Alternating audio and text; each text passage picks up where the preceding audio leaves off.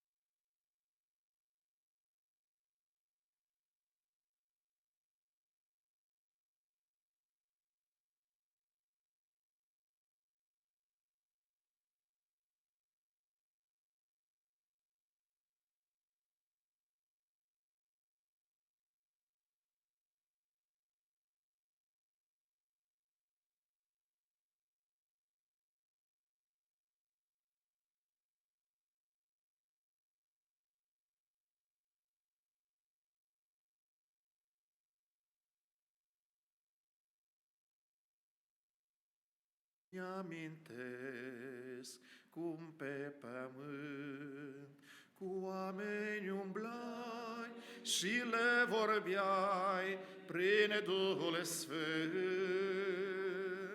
O, vine și azi prezent să fii, prin Duhul Sfânt să ne vorbești încă o zi. Un timp de o zi, Iisuse, atât este tot ce-mi doresc. Nu dăm Tu putere ce-am de făcut să-n făptuiesc, căci mâine nu știu, Iisuse, dacă va mai fi încă o zi. Nu știu timpul când viața mea se va sfârși. Amin? Vreau să ocupați loc.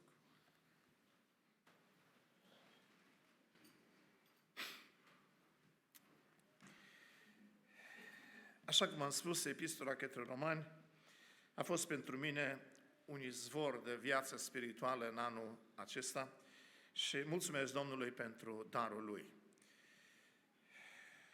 Când am început să studiez epistola, m-am uitat în istorie despre ceea ce a făcut această epistolă și ea a fost de mare folos pentru mulți oameni ai lui Dumnezeu. Voi toți ați auzit de Martin Luther, marele reformator. Ei, trebuie să știți că omul acesta s-a întors la Domnul și și-a predat viața Domnului datorită epistolei către Romani. Studiind această epistolă, el a ajuns să înțeleagă mântuirea prin credință sau neprihănirea pe care o dă Dumnezeu prin credință. Și lucrul acesta l-a ajutat pe el să facă reforma care a făcut-o. Și cu toate acestea, dați-mi voie să vă spun că Luther a fost foarte mișcat de ceea ce scrie în această epistolă, pentru că el venea din Biserica Catolică. Și în Biserica Catolică se punea bază pe mântuirea datorită faptelor. Și știți că în vremea lui se vindeau indulgențe și cine avea bani mulți putea să-și cumpere multe iertare de păcate. Și Luther, venind din atmosfera aceasta, din trăirea aceasta, pentru el a fost ceva extraordinar când a înțeles mântuirea prin credință, fără fapte. Și a venit o vreme când el a trebuit să se întâlnească și cu epistola sobornicească a lui Iacov. Și credeți că Luther, cât a fost el de renumit, n-a fost de acord cu epistola sobornicească a lui Iacov? Pentru că epistola sobornicească a lui Iacov vorbește despre credința care trebuie să aibă fapte. Dacă nu are fapte, este moartă în ea însăși. El a spus, epistola asta nu ar trebui să fie în canonul Sfintelor Scripturi. Așa de mult s-a legat el de neprihănirea care se capătă în credință, încât a înțeles numai o parte din ea. Așa se face că și reforma care a făcut-o el n-a fost o reformă care să fie dusă până acolo unde trebuia dus. Mulțumim Domnului că totuși a fost o reformă, dar n-a fost dusă până unde trebuia dus. Epistola către Romani este epistola care a creat două curente. Unul a fost calvinismul, despre care știți că ei susțin, dacă Dumnezeu te-a ales, dacă Dumnezeu te-a chemat, ești mântuit. Dacă nu te-a ales Dumnezeu, dacă nu te-a chemat Dumnezeu, nu poți să fii mântuit. Deci nu depinde de om, depinde de Dumnezeu mântuirea noastră. Asta susține curentul calvinist. În opozit cu asta este curentul arminianism, de la Arminius, care susține că, da, e adevărat, Dumnezeu alege, Dumnezeu cheamă, dar Dumnezeu a ales pe toți oamenii și a chemat pe toți oamenii. Și pentru că Dumnezeu știe dinainte Cine ascultă și cine nu ascultă, e adevărat. Este scris numele în cartea vieții înainte de întemeierea lumii, pentru că Dumnezeu știe ce se va întâmpla cu viața lui Busioc de la naștere și până la moarte. Pentru el timpul e zero. La Dumnezeu nu există trecut, prezent și viitor. El vede totul dintr-o dată. Și datorită acestui fapt există nume scrise în cartea vieții înainte de întemeierea lumii, pentru că Dumnezeu știe ce decizie iai tu. Și găsim în Scriptură că numele unora vor fi șterse din cartea vieții, așa că sfârșitul mântuirii noastre este cel care contează înaintea lui Dumnezeu. Există o intrare pe calea mântuirii, există un mers pe calea mântuirii și există un final când intrăm pe poarta împărăției lui Dumnezeu. Și Petru vorbea despre mântuirea aceasta care ne așteaptă la întâlnirea noastră cu Domnul Iisus Hristos.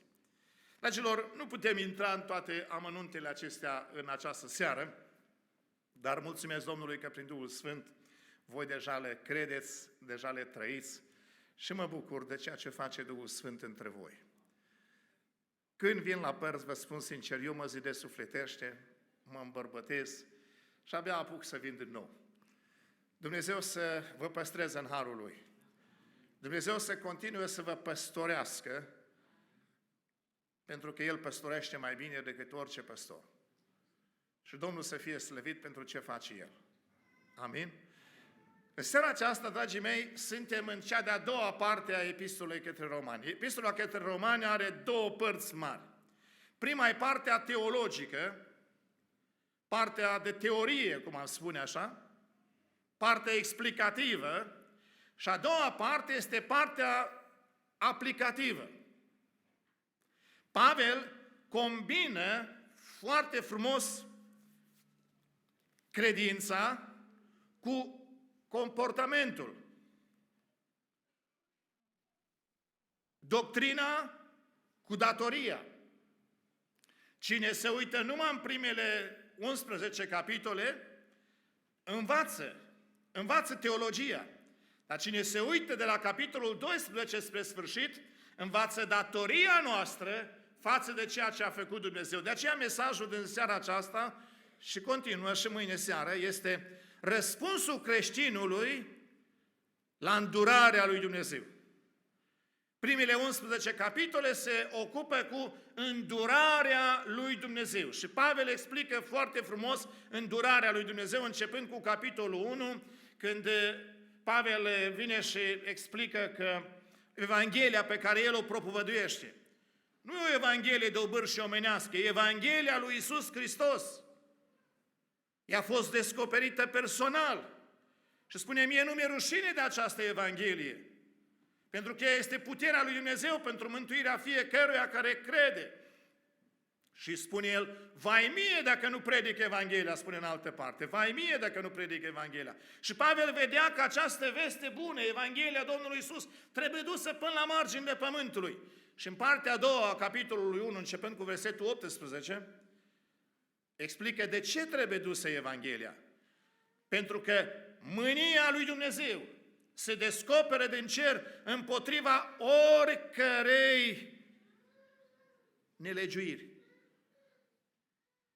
Împotriva, uitați-vă exact, să citim exact cum e scris aici, a oricărei necinstiri a lui Dumnezeu și împotriva oricărei nelegiuiri a oamenilor care nedușă adevărul în nelegiuirea lor. Mânia lui Dumnezeu se descoperă din cer. Și Pavel știe că, de fapt, problema cea mai mare care noi trebuie să o știm este că suntem păcătoși. Și capitolul 1, capitolul 2 și capitolul 3 din Romani se ocupă îndeaproape, în amănunt, să explice lucrul acesta, că fără deosebire, iudei sau neamuri, toți sunt păcătoși. Mai înțelepți sau mai puțin înțelepți, mai învățați sau mai puțin învățați, toți sunt păcătoși. Fără excepție, nu e niciun om fără păcat, niciunul măcar, zice Sfântul Apostol Pavel. Și pentru toate păcatele acestea este o plată. Plata păcatului este moartea. Și Pavel spune moartea asta moartea asta este legiferată de legea lui Dumnezeu.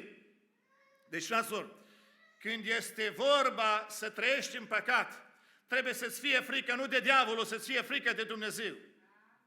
Mânia lui Dumnezeu se descopere din cer împotriva oricărui păcat. Mânia lui Dumnezeu. Și mânia lui Dumnezeu este un lucru de care trebuie să ne temem, dragii mei. Trebuie să ne înfiorăm. Este foarte, foarte interesant așa să știi că, de fapt, într-o zi, mânia lui Dumnezeu care trebuia să mă trăsnească pe mine și pe tine, l-a trăsnit pe Domnul Iisus Hristos. Domnul Iisus Hristos a stat pe cruce ca un paratresnet. Câți de aici știți și acel un paratresnet? Mâna sus. Mulțumesc. Paratresnetul este acel fir, acea coloană metalică care în vârf e de argint sau de aur, de argint, așa, și care continuă până la pământ. Și se pune pe biserici, se pune pe clădiri înalte, că atunci când trăsnește, să nu trăsnească biserica, să nu trăsnească clădirea aceea, ci să scurge curentul electric din fulger, să scurge pe firul acela și să scurge în pământ. Ei, Domnul Iisus Hristos, Fiul lui Dumnezeu, a fost paratrăsnetul acesta între noi și Dumnezeu. Ca să nu fim noi loviți de mânia lui Dumnezeu, a fost lovit Domnul Iisus Hristos de mânia lui Dumnezeu. Fraților, lucrul acesta trebuie predicat, trebuie insistat asupra lui. Când Pavel spune, vă îndemn, dar fraților, pentru îndurarea lui Dumnezeu, atunci trebuie să știm ce e îndurarea lui Dumnezeu. Îndurarea lui Dumnezeu însemnează că mânia lui Dumnezeu a fost abătută asupra Domnului Iisus Hristos ca noi să fim mântuiți. Despre lucrul ăsta am putea să mănunchem toată această învățătură în Romani, capitolul 11, de la versetul 32. Fiindcă Dumnezeu a închis pe toți oamenii în neascultare ca să aibă îndurare de toți. O, adâncul bogăției, înțelepciunii și științei lui Dumnezeu, cât de nepătrunse sunt judecățile Lui și cât de neînțelese sunt căile Lui. Dumnezeu a găsit cu cale, și dacă vă uitați în continuare, în capitolul 4, capitolul 5 din Romani, veți găsi cum Dumnezeu a lucrat mântuirea noastră, incluzându-ne pe toți în Domnul Iisus Hristos. El care n-a făcut niciun păcat, El care a fost fără vină, într-o zi a fost cel mai vinovat om de pe fața pământului. A luat păcatele noastre asupra Lui. Și vă rog să-L priviți în Ghețimani cum curg picături de sânge pe fața Lui. Uitați-vă cum lui Dumnezeu, Tată, dacă de la mine paharul acesta, care pahar în el păcătoșenia mea și a ta și a lumii întregi. Și Domnul Iisus Hristos lua asupra Lui păcatele noastre ale tuturor.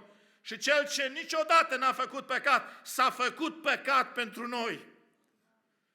Și mânia lui Dumnezeu s-a descărcat asupra Lui. Greu a fost pentru Domnul Iisus să accepte lucrul acesta. Tată, dacă este cu putință, depărtează de la mine paharul acesta. Pentru că erau câteva consecințe la care Domnul Iisus se gândea. În primul rând, faptul că niciodată n-a fost păcătos și dintr-o dată să devină păcătos. Asta a fost ceva care nu putea concepe. Nu putea înțelege Domnul Iisus așa ca Fiul de Dumnezeu. Nu putea accepta că diavolul va râde și tot iadul va râde că și Fiul lui Dumnezeu e păcătos. Nu putea Domnul Iisus Hristos să admită că cerul, care vede toate lucrurile, dar care nu înțelegea, îl va vedea păcătos. Și ce spune cuvântul Domnului? Că e mare bucurie în cer pentru un păcătos care se pocăiește. Dar ce se întâmplă când un neprihănit cade în păcat? Ce face cerul? Se mai bucură? Domnul Iisus știa lucrul ăsta. Dar ce era mai tragic, mai grav, era că în momentul ispășirii, în momentul ispășirii, tata își va întoarce fața. El care niciodată n-a fost despărțit de tata. Niciodată. A știut că va veni momentul când tata să-și întoarcă fața. A spus, tată, dacă e cu putință, îndepărtează de la mine paharul acesta. Totuși facă-se nu voia mea, ci voia ta. Fraților, să privim adânc în îndurarea lui Dumnezeu. Dacă nu înțelegem îndurarea lui Dumnezeu, nu putem să prețuim mântuirea niciodată. Niciodată. Capitolul 6 vine și ne explică ce se întâmplă cu un om care a crezut și care s-a botezat.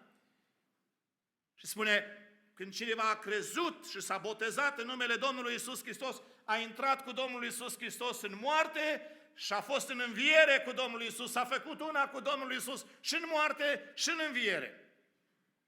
Și în capitolul 6, la versetul 13, primul îndemn care se dă în epistolă, în capitolul 12, mai bine zis, în versetul 12, capitolul 6, versetul 12, Sfântul Apostol Pavel spune, ascultați, vă rog, exact cuvintele lui.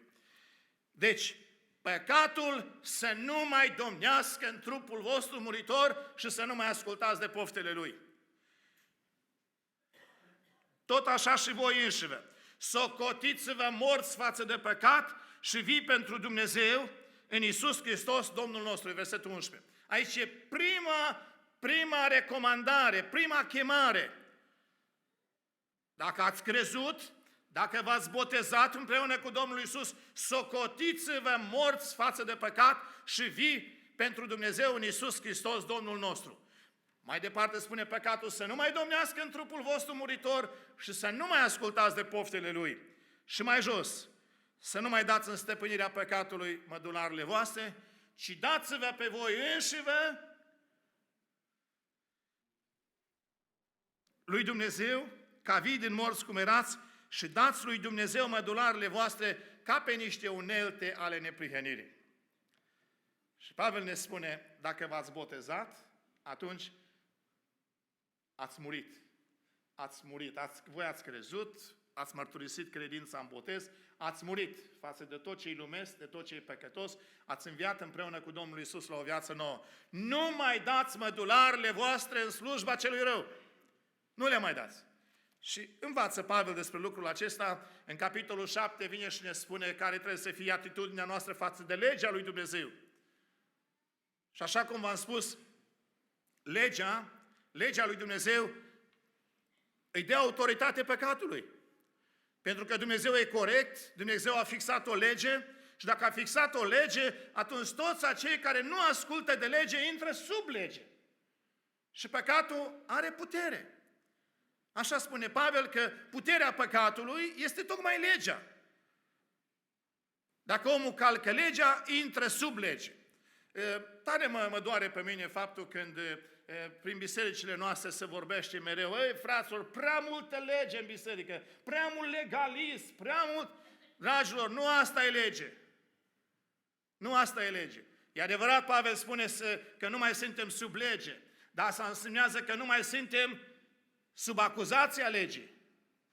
Câte vreme trăim curați, câte vreme ne mărturisim păcatul și trăim în curățenie cu Domnul, noi trăim deasupra legii, nu sub lege. Trăim deasupra legii, trăim în har. Acolo ne cheamă Dumnezeu să ne găsim locul nostru, în harul lui Dumnezeu. Și după ce Pavel explică lucrul acesta, vine și în capitolul 7 la sfârșit, spune, cine mă va izbăvi pe mine de acest trup de moarte? Vreau să fac binele, rău o să ține după mine. Binele care vreau să-l fac, nu-l fac, rău care nu vreau să fac, iată ce fac. Dacă asta se întâmplă, atunci eu sunt un om nenorocit. Și încheie capitolul 7 spunând, o, nenorocitul de mine, cine mă va izbăvi de acest trup de moarte? Nenorocitul de mine, un om nenorocit. Cine e omul ăsta nenorocit? Cine e omul nenorocit? Știți cine e omul nenorocit? Dacă vă uitați bine în textul acesta, nu poți vorbi despre un om nenăscut din nou. E un om născut din nou. Pentru că dacă n-ar fi născut din nou, nu i-ar plăcea legea lui Dumnezeu. Dar el a fost născut din nou și acum are idei despre legea lui Dumnezeu. cunoaște legea lui Dumnezeu, îi place legea lui Dumnezeu, dar n-a putere să o facă. Deci nu e un om nenăscut din nou. E un om născut din nou, dar un om imatur. Un om imatur. Ce înseamnă un om imatur? Înseamnă un om necrescut. Un om care nu are putere, un om care e slab. Acum, când vorbim de capitolul 8, începe și spune, nu mai este nicio osândire pentru cei ce sunt în Hristos Iisus, care nu trăiesc după îndemnurile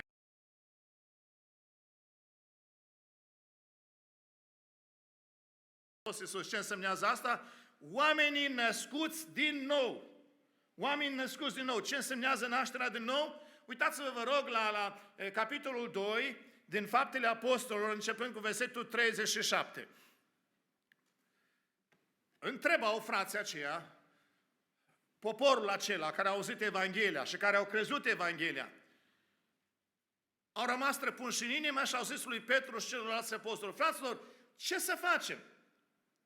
Pocăiți-vă, le-a zis Petru, și fiecare din voi să fie botezat în numele lui Iisus Hristos spre iertarea păcatelor voastre. Și apoi veți primi darul Sfântului Duh. Căci făgăduința aceasta este pentru voi, pentru copiii voștri și pentru toți cei ce sunt departe acum, în oricât de mare număr îi va chema Domnul Dumnezeul vostru. Eu vreau să vă întreb, sunt aici printre noi în seara aceasta oameni care pot spune, binele care vreau să-l fac, nu-l fac, rău care nu vreau să-l fac, iată ce fac. Vreau să fac binele și răul să ține după mine. Și nu pot să fac binele. Sunt aici, nu ridicați mâna, dar cercetați-vă. Pentru că ce vă spun în continuare, dragii mei, trebuie să punem la inimă. Și anume, ce însemnează nașterea din nou? Nașterea din nou are 4 faze. Una este credința, care se manifestă în pocăință, și a doua este botezul, mărturisirea credinței, mărturisirea pocăinței. Și apoi sunt 2 făgăduințe. Una este iertarea păcatelor și cealaltă este darul Duhului Sfânt. Îmi pare foarte rău că trebuie să fac asemenea afirmații, dar vă rog să o scrieți în mintea voastră și în inima voastră să vă gândiți adânc la ea. Domnul cere să facem 2 lucruri și El se angajează să ne dea 2. Cere să ne pocăim, și asta însemnează credință, ascultare de Dumnezeu, care se numește pocăință, și botez. Și după aceea îi spune, eu vă dau 2 lucruri. Iertarea păcatelor și darul Duhului Sfânt. Frații mei, penticostali și baptiști, gândiți-vă bine la ce spune cuvântul lui Dumnezeu. Când e vorba de iertarea păcatelor, toți suntem de acord. Ne trebuie iertarea păcatelor. Greșeala mare este că cei mai mulți creștini se opresc aici. Este ca și cum te-ai duce și ai cumpărat de la o librărie o carte, plătești prețul în întregime, vii acasă, începi să o citești, citești, ești mișcat de ceea ce citești acolo și cartea se termină și nu se termină acțiunea, nu știi ce se întâmplă. Bă, dar ce carte e asta? N-are un final. Și atunci te uiți bine și vezi că pe carte scrie volumul 1. Opa, însemnează cartea are 2 volume. Eu am luat numai 1. Te duci nemulțumit la librărie și spui, eu am plătit cartea. Da, e adevărat. Dar cartea are 2 volume. Da, e adevărat. Dar dumneata ai luat numai 1. Poftim și al 2-lea volum. Cartea cu 2 volume este iertarea păcatelor și darul Sfântului Duh. Și baptiștii și penticostalii au o învățătură în legătură cu asta. Și spunem, da, toți avem nevoie să fim botezați cu Duhul Sfânt.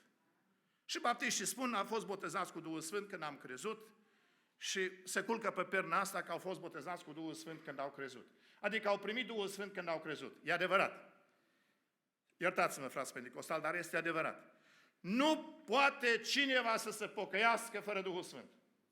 Duhul Sfânt trebuie să explice cuvântul, Duhul Sfânt trebuie să-l convingă că e păcătos și cu privire la neprihănire și cu privire la judecată, Duhul Sfânt trebuie să o facă. Nu se poate pocăi nimeni fără Duhul Sfânt. Și asta se întâmplă și la baptiști și la penticostali. La frații penticostali însă este practica să se insiste să fie omul botezat cu Duhul Sfânt. Și un lucru foarte bun. Foarte bun. Dar fiți de acord cu mine, vă rog, și uitați-vă că cei mai mulți care s-au botezat și au fost și botezați cu Duhul Sfânt, acum nu trăiesc cum trebuie să trăiască. Se încadrează acolo, binele care vreau să-l fac, nu-l fac, răul care nu vreau să-l fac, iată ce fac. E adevărat? E greu să spuneți că da, dar asta e realitatea, dragii mei. Știți de ce? Pentru că botezul cu Duhul Sfânt este un început, este o gustare din puterile veacului viitor. Este ceva în care Dumnezeu îți arată ce însemnează să trăiești cu Dumnezeu. Și ceva care nu poți întâlni nicăieri. Și o bucurie negrăită, spune Petru. Dar noi nu trebuie să rămânem să trăim din amintirea botezului, ci trebuie să ne umplem cu Duhul Sfânt în fiecare zi. Trebuie să ne umplem cu Duhul Sfânt în fiecare zi. Efeseni 5:18 spune, nu vă îmbătați de vină, asta e destrăbălare, dimpotrivă, fiți plini de Duh. Fiți plini de Duh. Și capitolul 8 din Romani este capitolul Duhului Sfânt. În capitolul ăsta spune, nu mai este nicio osândire pentru cei ce sunt în Hristos Iisus și care nu mai trăiesc după îndemnurile firii pământești a cărnii, ci trăiesc după îndemnurile Duhului. Trăiesc după îndemnurile Duhului. Pentru oamenii aceștia, legea Duhului de viață în Hristos Iisus i-a izbăvit de legea păcatului și a morții. Când m-am urcat în avion la Melbourne, acum special, m-am uitat la avion, și tocmai am văzut o planșă săptămâna trecută, vorbea despre un dinozaur cât a fost de greu și arăta că era undeva la 50-60 de tone, un dinozaur mare. Și îl compara cu avioanele. Și n-am știut că un avion poate să aibă așa greutate. 50-60 de tone. Un avion.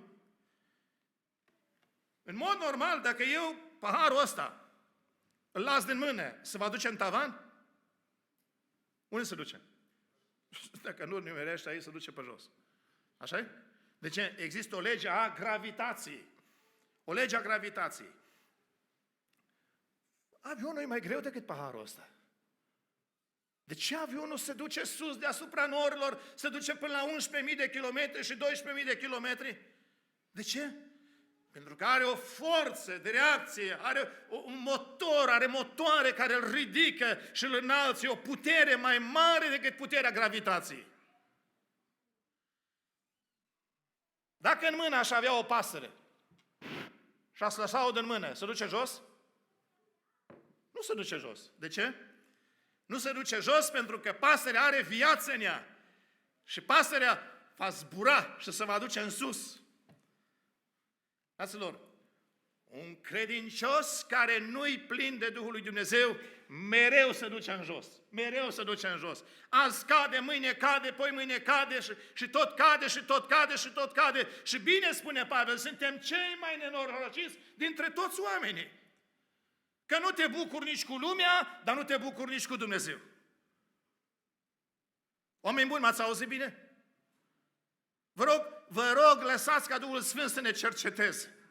Lăsați ca Duhul Sfânt să lucreze. Trebuie, dragilor, să fim plini de Duhul Sfânt, cu atât mai mult dacă ați gustat un botez, dacă ați gustat o experiență după pocăință. Dragilor, nu trăiți din amintiri.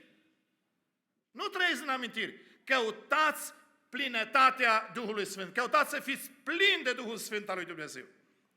Tare frumos explica preotul Iosif Trifa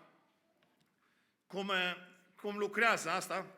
Zice că a făcut o experiență în privința aceasta. A legat o pasăre cu o sfoară de picior și la celălalt capăt al sforii a legat un șoricel.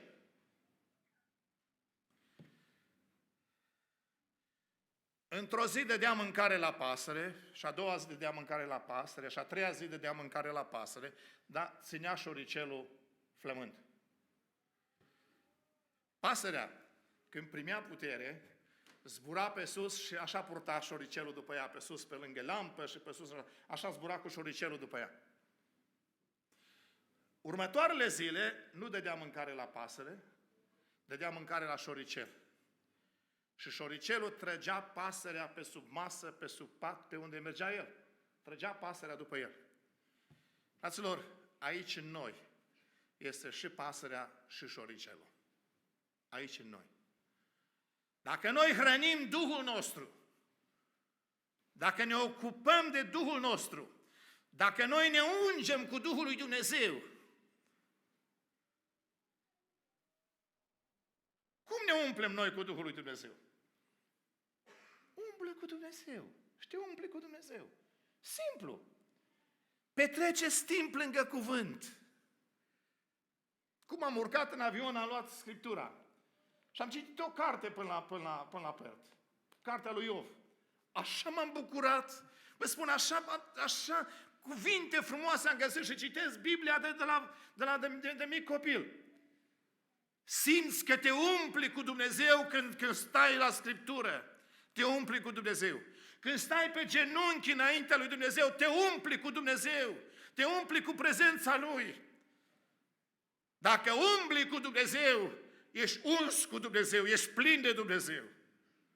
Dacă neglijezi și biserica, și rugăciunea, și cuvântul lui Dumnezeu, iartă-mă, ești uns cu cele lumești. Și atunci firea ta are putere, dar Duhul tău este slab și neputincios. Și binele care vrei să-l faci, nu-l faci, dar răul care nu-l vrei să faci, iată ce faci. Și uitați-vă acasă la tot capitolul 8 să vedeți cum Pavel vorbește despre lupta asta între fire și Duh. Și apoi vine capitolul 9 și 10 și 11, care în mod deosebit ne atrage atenția la chiar dacă am avut experiențe deosebite cu Domnul în capitolul 8, să avem grijă că putem cădea oricând. Azi dimineață la Biserica Baptistă am citat versetul acesta, vi-l citesc și vouă în seara aceasta, în capitolul 11,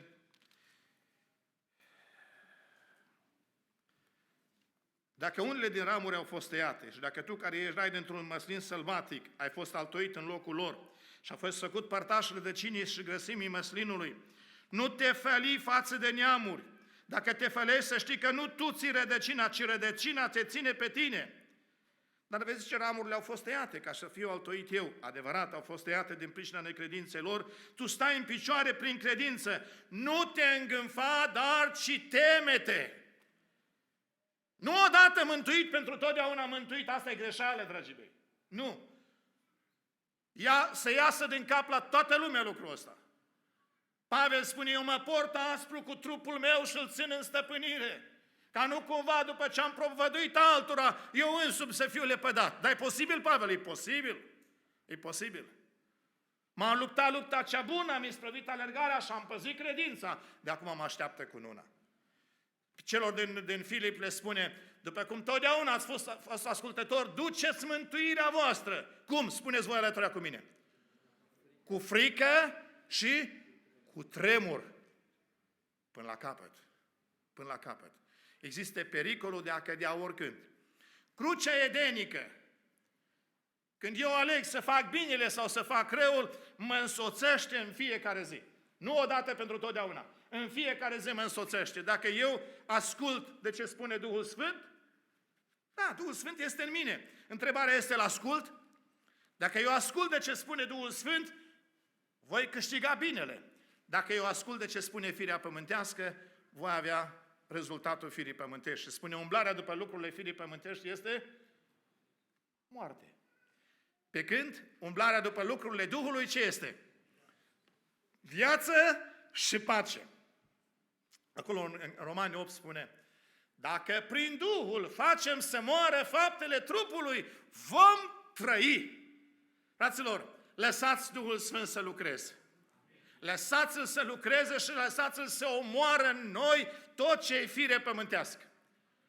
Orice faptă a trupului să fie omorâtă. Prin puterea Duhului Sfânt. Îmi place cum Sfântul Apostol Pavel spune în epistola către evrei, în capitolul 5, și vreau să vă uitați împreună cu mine la ultimul verset din epistola către evrei, capitolul 5. Versetul 14. Rana tare este pentru oamenii mari, oamenii mari pentru aceia căror judecată s-a deprins, uitați-vă bine acolo, prin întrebuințare să deosebească binele și răul. S-au deprins prin experiență, prin exercițiu. Maturitate însemnează să umbli călăuzit de Duhul lui Dumnezeu și să exersezi lucrul ăsta.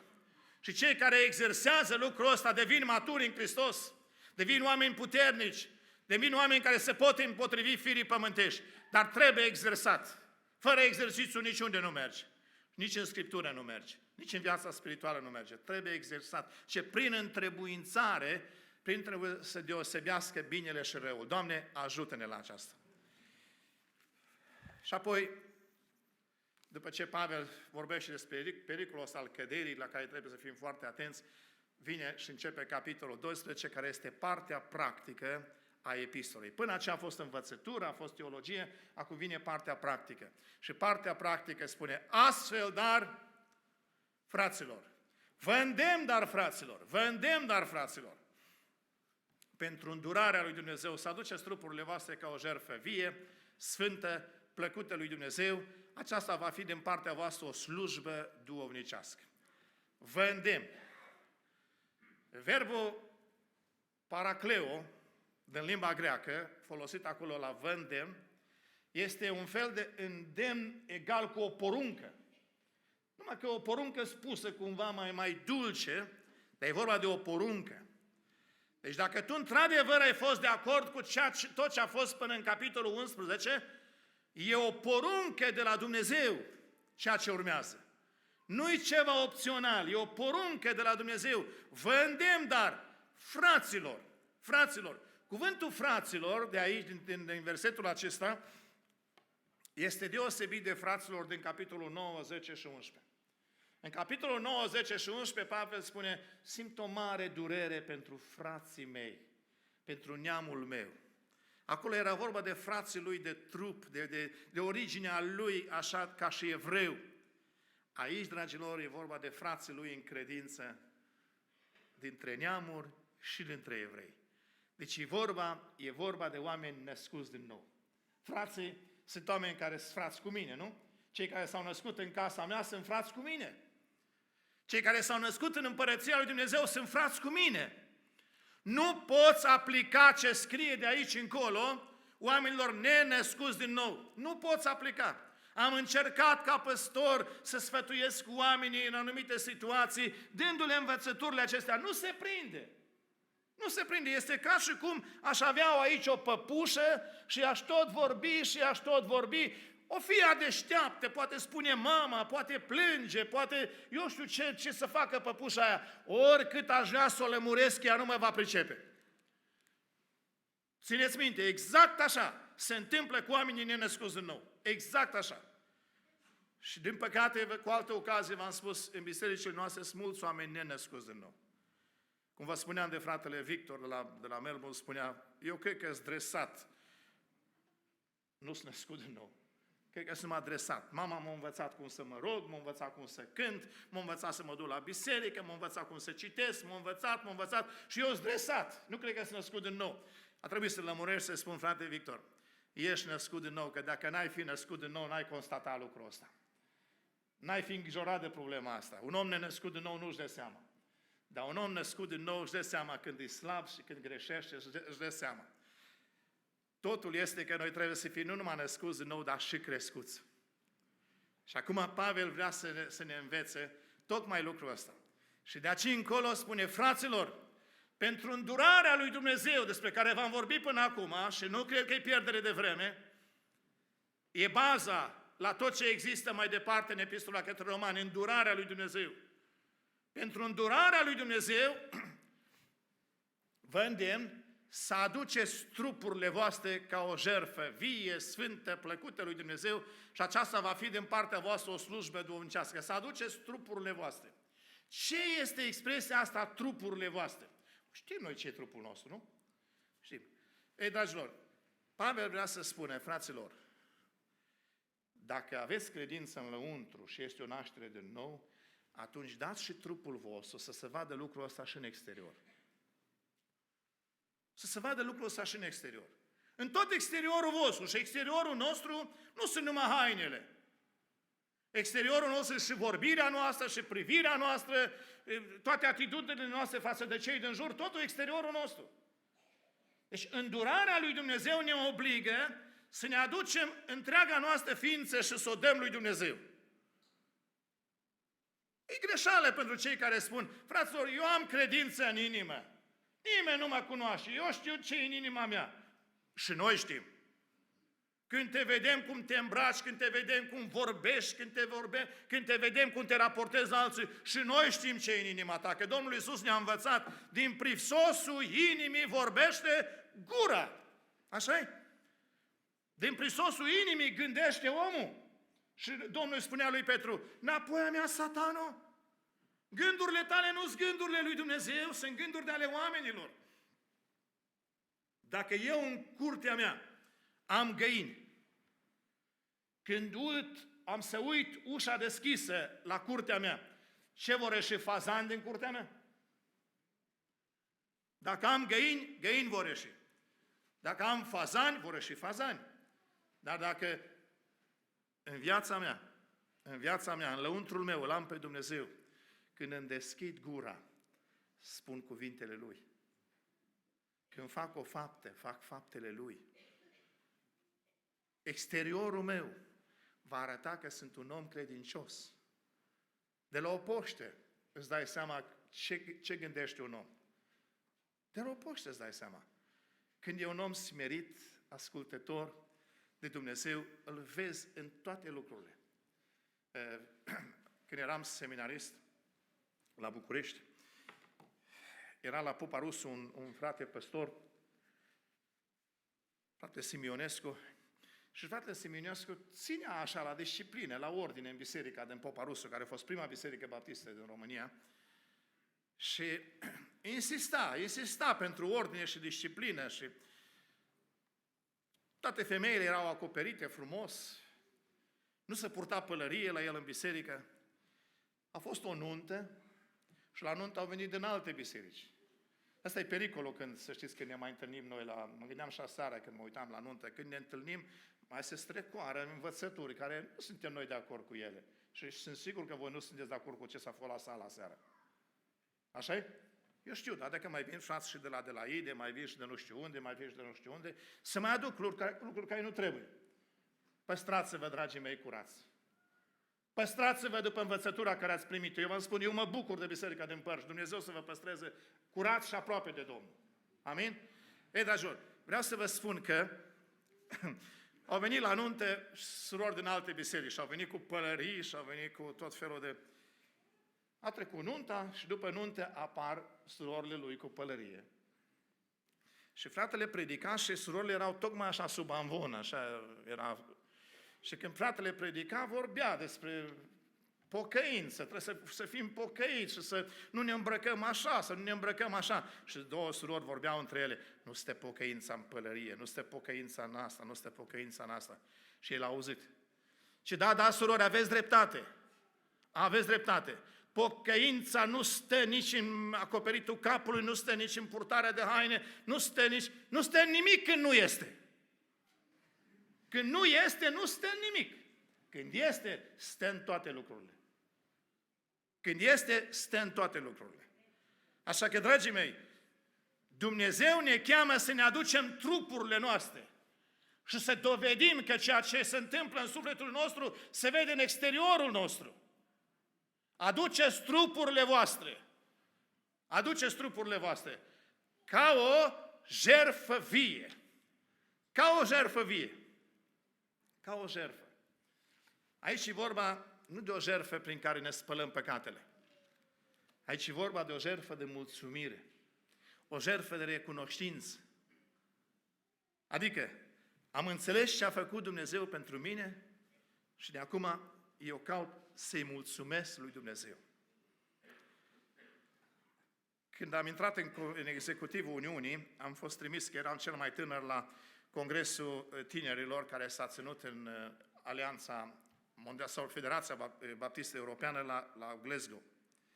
Acolo la Glasgow s-a întâmplat, în Scoția, s-a întâmplat ceva. Mai de mult când o femeie bogată nu umbla cu mașina. Pentru ea era ceva prea așa. Ea cu caleașcă, cu cai de aia năzdrăvani. Și într-o zi și-a luat fata și caleașca aceea, căruța aceea cu cai, asta care mai, pe la anunț se mai folosește, ați văzut, nu? Așa. Și a plecat la cumpărături. Și s-a apropiat de un mall și a spus la fată, stai aici cu frâu în mână, eu mă duc să cumpăr ceva și vin imediat înapoi. Până ea să se întoarcă înapoi, caii s-au speriat. Și-au luat-o la trap, și-au luat-o la fugă. Și alergau și fata țipa în căruța aceea, așa. Lumea se uita, striga lumea pe margini, știau cât de mare e pericolul. Era chiar la vremea când ieșau oamenii de la lucru. Și unul de la țară, obișnuit cu caii, n-a stat ca ceilalți pe margine. El a sărit în mijlocul drumului și a așteptat să vină caii. Când au ajuns caii, a sărit și s-a prins de căpăstrul lor. Și caii l-au tras sub picioare, l-au rănit destul de grav, dar s-a oprit. Imediat a fost luat și dus la spital. Și la spital avea dureri mari. Și intra într-un fel de comă și se trezea, și iar intra, și iar se trezea. Și când se trezea, șoptea ceva. Nu s-a auzit, nu s-a înțeles. Dar el șoptea ceva. S-a apropiat bine să vadă ce șoptește. Și el spunea, Doamna, n-a venit? Și iar mai trecea un timp, să trezea de nou, Doamna, n-a venit? Și iar mai trecea un timp și iarăși, Doamna, n-a venit? Și atunci s-a apropiat o asistentă și a spus, nu, domnule, Doamna n-a mai venit. Doamna și-a luat fata și s-a dus acasă. Era frumos, era bine. Doamna respectivă să vină până la spital. Măi, cine mi-a salvat mie fata? Cine a sărit în ajutorul meu? Mă duc să-i mulțumesc, mă duc să mă interesez de starea lui. Doamna n-a venit, Doamna și-a luat fata și s-a dus acasă. Fraților, îndurarea lui Dumnezeu ne întreabă, Busioc n-a venit? Johnny n-a venit? Ionică n-a venit? Înțelegeți? Fraților, pentru îndurarea lui Dumnezeu, pentru ce a făcut Dumnezeu pentru noi, să ne aducem trupurile noastre ca o jertfă. Ca o jertfă. Și să spunem, Doamne, meriți toată lauda, meriți toată slava, meriți toată gloria. Și de aceea, Doamne, viața care o trăiesc de azi înainte, o trăiesc spre gloria Ta, o trăiesc spre slava Ta, Doamne. Vreau să-ți o pun în slujba Ta, și zicea Sfântul Apostol Pavel, nădăjduiesc cu tărie că nu voi fi dat de rușine cu nimic, ci că acum, ca totdeauna, Hristos va fi proslăvit cu îndrăzneală în trupul meu, fie prin viața mea, fie prin moartea mea. Pentru mine a trăi este Hristos și a muri este un câștig. Ai înțeles tu îndurarea lui Dumnezeu? Ai înțeles tu că Domnul Iisus Hristos ne-a inclus pe toți în neascultare și ne-a luat în El însuși și a murit pentru noi pe Golgota? Ai înțeles tu că a murit Domnul Iisus Hristos pentru tine, pentru păcatele tale?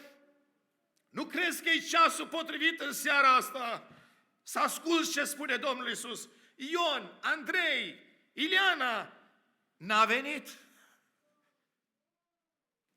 Simt îndemnul prin Duhul Sfânt să te rog în seara asta, vino. Vino.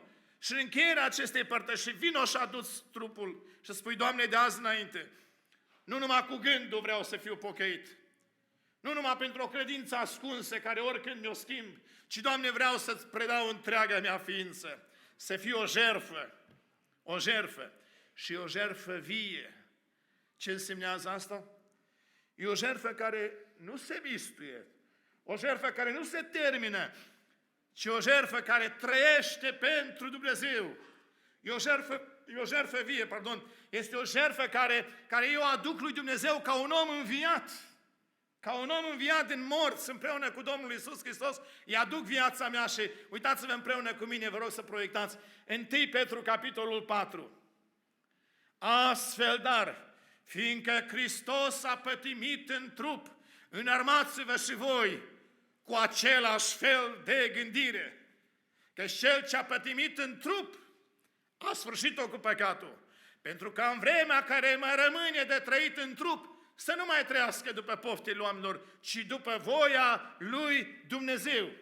Vremea care îi mai rămâne de trăit în trup. Am vorbit noi și altă dată despre lucrul acesta. Vreau să repet, pentru că e mare, mare necesitate să înțelegem lucrul ăsta. Vremea care îi mai rămâne de trăit în trup, cui? Cui? Domnului Iisus. Domnului Iisus, e adevărat.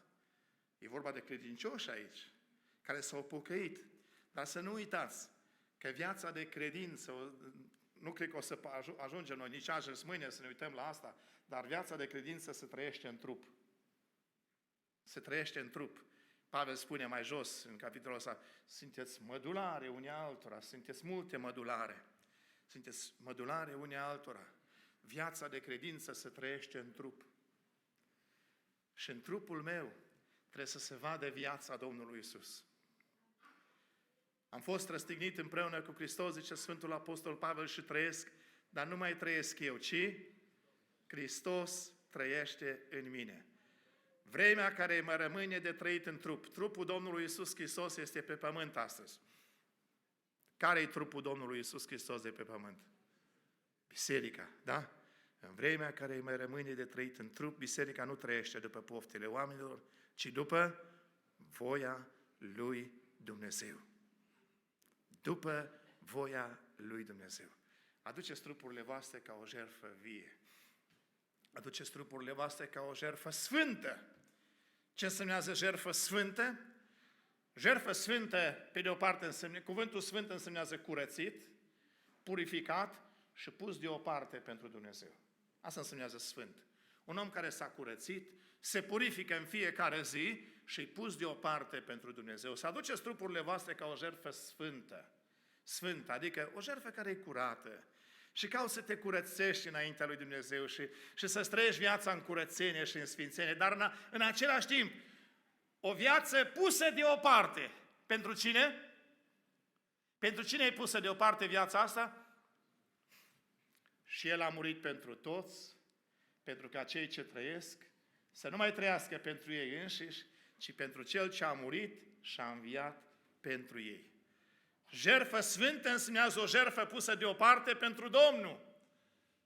Și atunci, busuioc,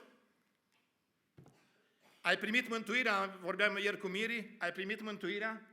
Dacă ai primit mântuirea, Dumnezeu așteaptă să te întorci și să recunoști lucrul ăsta, să-i fii mulțumitor, să-ți aduci trupul ca o jertfă, dar să fie o jertfă sfântă. Adică te-ai pus deoparte pentru Dumnezeu și spui, Doamne Dumnezeule, am fost robul păcatului, l-am slujit pe diavolul atâta timp. Doamne, m-ai iertat de păcate, m-ai mântuit sufletul, m-ai scos din robie, de azi înainte, Doamne, a Lui nu mai vreau să fiu. Dar nici neutru nu poți fi. Ține minte. A Lui nu mai vrei să fii, dar nici neutru nu poți fi. Dacă vrei să fii neutru, să știi că te ia El înapoi. Dar dacă te pui deoparte pentru Domnul și spui, Doamne, de azi înainte eu vreau să trăiesc pentru Tine, atunci Domnul spune, da, busuioc, foarte bine. Atunci paște miei, oițele și mielușei. Paște. Doamne, dar nu e ușor. Nu e ușor, că vin și te împung, și vin și te împing, și vin și te vorbesc de rău, și vin și îți fac tot felul de lucruri rele. Nu e ușor. Ce-ți pasă ție? Tu fă-o pentru mine, nu pentru ei. Tu fă-o pentru mine, nu pentru ei. Busuioc, când m-am căsătorit, am vrut, Doamne, arată-mi ceva despre soția mea. Și într-un vis am visat că aveam un copilaș mic. Cum l-a văzut pe Johnny astăzi cu copilașul lui în brațe, așa m-am văzut eu într-o noapte cu o fetiță în brațe. Și am știut, am înțeles. Dumnezeu mi-a dat în grijă soția mea. Mulțumesc că vă rugați Domnului pentru ea. Harul Domnului ne ține, continuați să vă rugați. Continuați să vă rugați. Dar eu și soția mea am spus, noi vrem să creștem spiritual. Vrem să creștem și ne ajutăm unii pe alții la lucrul ăsta. Ne învățăm unii pe alții, ne sfătuim unul pe altul. De câte ori ceva nu-i potrivit, eu spun, Doamne, eu te slujesc pe Tine. Când fac ceva pentru ea, fac pentru Tine. Și ce faci pentru copii și ce faci pentru socri și ce faci pentru... Fă pentru Domnul, nu fă pentru oameni. Îi îndemnam pe mir ieri, nu vă faceți robi oamenilor. Și sunt femei care spun, până când să fiu eu roabă? Până când să fiu roabă? Roaba ta, de ce? Nu fi roaba lui. Nu fi roaba lui, fi roaba Domnului. Când te pune să-i speli pantofii, când te pune să faci lucruri care nu-ți place, Doamne, nu fac pentru el. Sunt roaba ta, de aceea fac. Auzi, vă aduceți voi aminte când Domnul Iisus Hristos a spălat picioarele ucenicilor, de ce le-a spălat? Vreau să vă duceți în Evanghelia după Ioan, la capitolul 12 și să vedeți. Și Iisus, pentru că știa că de la Tatăl a venit și că la Tatăl se duce, s-a dezbrăcat, s-a încins cu ștergarul, a luat ligheanul. Da, de ce? Știa că nu ei plătesc. El face într-adevăr o slujbă de rob, dar nu ei plătesc. Nu ei plătesc. Dar plătește Tata. El știa că de la Tata a venit, la Tata se duce și acum slujea. Dar slujea pe Tata, nu pe ucenici. Asta ne învață Domnul Iisus Hristos. Aduceți trupurile voastre ca o jertfă sfântă. Sfântă. E mare lucru ăsta, mare lucru. Vă rog, dragii mei, haideți să trăim așa. Jertfă vie și sfântă și jertfă plăcută lui Dumnezeu. Ce înseamnă o jertfă plăcută lui Dumnezeu? Care sunt lucrurile care sunt plăcute lui Dumnezeu? De unde știm noi care sunt lucrurile plăcute lui Dumnezeu? Tot ce e după cuvântul Lui și ce e sub îndemnul Duhului Sfânt e lucru plăcut lui Dumnezeu. Fă ca jertfa ta să fie după cuvântul lui Dumnezeu. Viața ta, trăirea ta, în mijlocul familiei tale, în mijlocul bisericii, în mijlocul oamenilor, să fie plăcută lui Dumnezeu. Să fie plăcut lui Dumnezeu. Și zice, aceasta va fi din partea voastră o slujbă duhovnicească. În alte traduceri, eu mă aduc aminte că era o cuminte slujbă. Vă mai amintiți și voi de așa traducere? O slujbă cu minte. Cuvântul pentru duhovnicească este în greacă logikos. Și asta vine, avem noi logică de acolo. Și cu alte cuvinte zice, aceasta va fi din partea voastră o slujbă logică. Adică este exact ceva ce merită Domnul. Este exact ce merită Domnul. Pentru îndurarea Lui cea mare care s-a arătat pentru noi, e logic să-ți aduci trupul ca o jertfă. E logic să-ți aduci trupul ca o jertfă. Mă opresc aici. Versetul următor este tot așa de frumos. Vă rog să veniți mâine seară să-l continuăm. Amin? Doamne ajută-ne. Amin. Haideți să stăm la rugăciune. Dacă te-ai rugat să-ți vorbească Duhul Sfânt în seara aceasta și dacă în oglinda cuvântului te-ai văzut în seara aceasta, nu trebuie să-mi spui mie cum ești, dar te rog în momentul următoare, spune-i Lui. Spune-i Lui. Spune, Doamne Dumnezeule, îți mulțumesc că am înțeles în seara asta că pe toți oamenii ai inclus în neascultare, pentru că toți au fost neascultători, dar pentru toți ai adus și îndurare și îți mulțumesc că ai avut îndurare și de mine. Și îți mulțumesc că dacă am viață o am pentru că Tu mi-ai prelungit-o până în seara aceasta. Și îți mulțumesc că dacă n-am fost trăsnit și n-am fost pierdut și n-am murit într-un accident, Doamne, Tu m-ai ocrotit până în seara aceasta. Dar, Doamne, în seara asta vreau să-mi dau viața mea Ție. Din seara aceasta, Doamne, vreau să mă predau Ție. Doamne, m-am botezat de mult, am fost și botezat cu Duhul Sfânt, dar, Doamne, știi că am alunecat, știi că sunt departe, Doamne, iartă-mă, iartă-mă și lucrează în mine apropiere de Tine. Și în seara asta, numai așa noi putem ieși de sub lege, mărturisind păcatul. Prin mărturisirea păcatului înaintea lui Dumnezeu, prin rugăciune de iertare, Domnul este Cel care ne iartă Și odată iertați, legea nu mai are putere. Și ai trecut deasupra legii și trăiești în har. Și haideți să ne rugăm și roagă-te lui Dumnezeu, Doamne, vreau să mă bucur de viață din belșug. Ajută-mă să o trăiesc așa. Și cu gândurile acestea și altele care Domnul vi le pune, ne rugăm lui Dumnezeu în continuare. Să ne rugăm Domnul.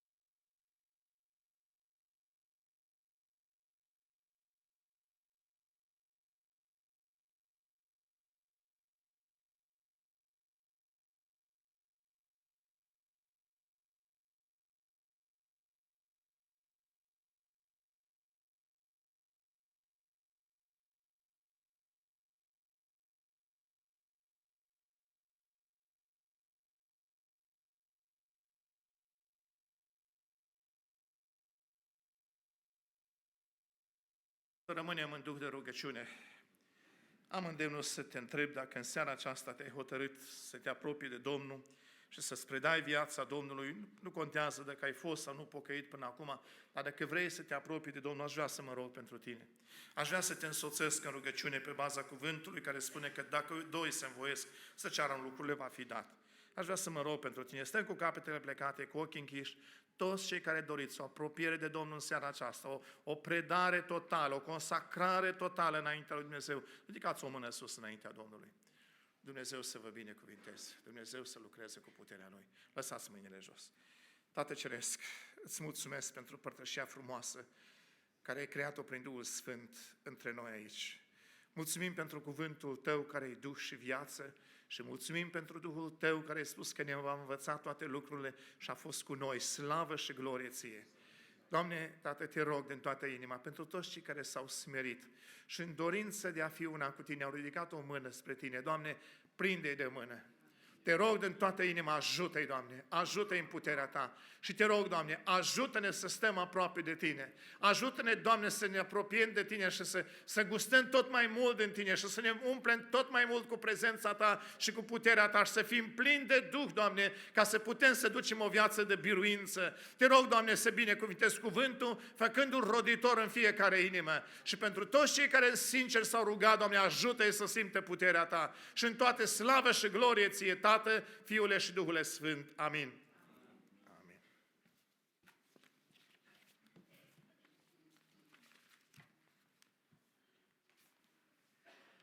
Vă invit să reocupați locurile și mulțumim Domnului pentru timpul de părtășie frumos din seara aceasta.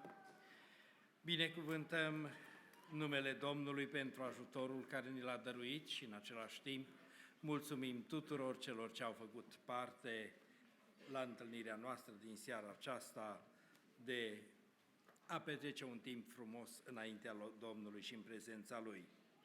Nu știu dacă mâine seară vor fi toți musafirii noștri din seara aceasta. Aș dori să le dau un salut de acum din seara aceasta, chiar dacă sunt majoritatea tineri, să se obișnuiască să ducă saluturile fraților pretutindeni unde se duc. Dacă și mâine seară sunteți aici, ne bucurăm și dorim ca Dumnezeu să vă binecuvinteze, iar dacă nu primiți saluturile care să le transmiteți bisericilor din care faceți parte, din a doua epistolă a lui Ioan, versetul 3 și versetul 6, două versete. Harul, îndurarea și pacea să fie cu voi din partea lui Dumnezeu Tatăl și din partea Domnului Iisus Hristos, Fiul Tatălui, în adevăr și în dragoste. Și dragostea stă în viețuirea după poruncile Lui. Aceasta este porunca în care trebuie să umblați, după cum ați auzit de la început. Amin. Și Dumnezeu să vă binecuvinteze. Dorim ca îndurarea și însoțirea Domnului să fie cu noi și la casele noastre, cu familiile noastre și mâine seară, să nu uităm, din nou avem întâlnire la ora 7. Mâine seară la ora 7. Dorim ca Dumnezeu să ne dea o inimă bună și să înțelegem că, indiferent care este ziua săptămânii, când noi avem întâlnire aici, îl chemăm pe Dumnezeu și El este prezent. Și credem că este același Dumnezeu de duminica, același care este și miercurea, și lunea, și totdeauna. El rămâne neschimbat. Merită aceeași reverență, aceeași laudă și mulțumire care trebuie să îi le aducem.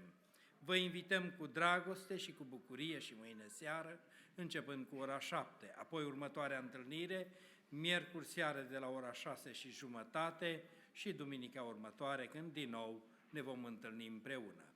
Cu harul și cu pacea Domnului suntem liberi, Domnul să ne binecuvinteze pe toți. Amin.